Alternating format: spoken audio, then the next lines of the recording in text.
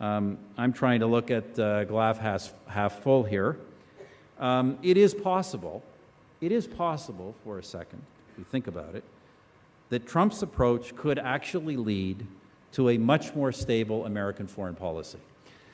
I had a front row seat for 10 years, up close, watching the United States foreign policy swing back and forth from overreaching global adventures and then to withering self-criticism and retreat. Trump's approach could avoid both the tendency of the U.S. in one era to overestimate its capabilities and in another era to overstate its limitations. So if Trump pursues a more transactional approach, that could be entirely realistic and potentially much more predictable. But we should be under no illusion. This is going to take us into a world we have not known in 8 decades. A world devoid of one or two dominating powers, and the risks of that unknown are significant. I said that was the first big game changer in American foreign policy under Trump. I believe the second is going to be this.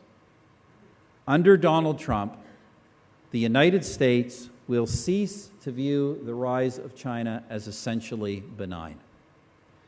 That has been the approach of American policy to China for 4 decades. It's been a consensus of foreign policy and many corporate interests. The Trump administration to China extends way beyond the mere trade imbalance. It has to do with a series of issues. The belief that that massive trade imbalance is financing the rise of a potential geopolitical adversary, and obviously pointing to issues like cyber warfare, the South China Sea.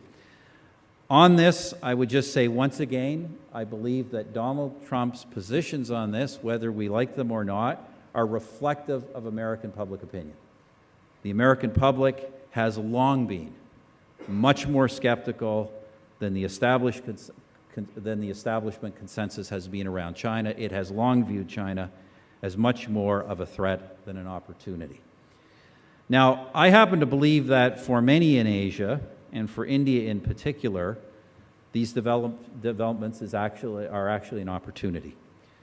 As the Trump administration moves away from Europe, as it moves towards Asia, as it confronts China, as it continues to focus on jihadist extremism, it will be looking for friends, for potential partners who share these concerns. And I believe that in India, particularly under Prime Minister Modi, it will see a potential ally. It will see a country that has, broadly speaking, shared interests and concerns. It will see a democracy it can identify with. It will see a country focused first and foremost on economic growth, as Trump is also likely to be. And it will see a country that is wanting economic partnerships that are mutually beneficial.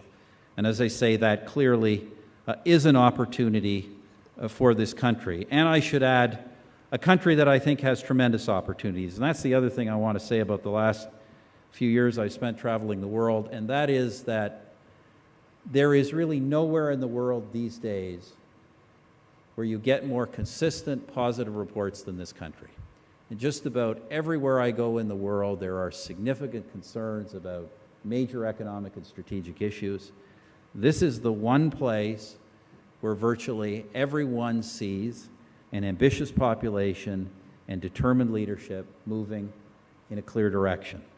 And that is very much a credit to this country, and say very much an opportunity for all of you in the future. And with that, I'll take a few questions, but thank you very much for your time and attention.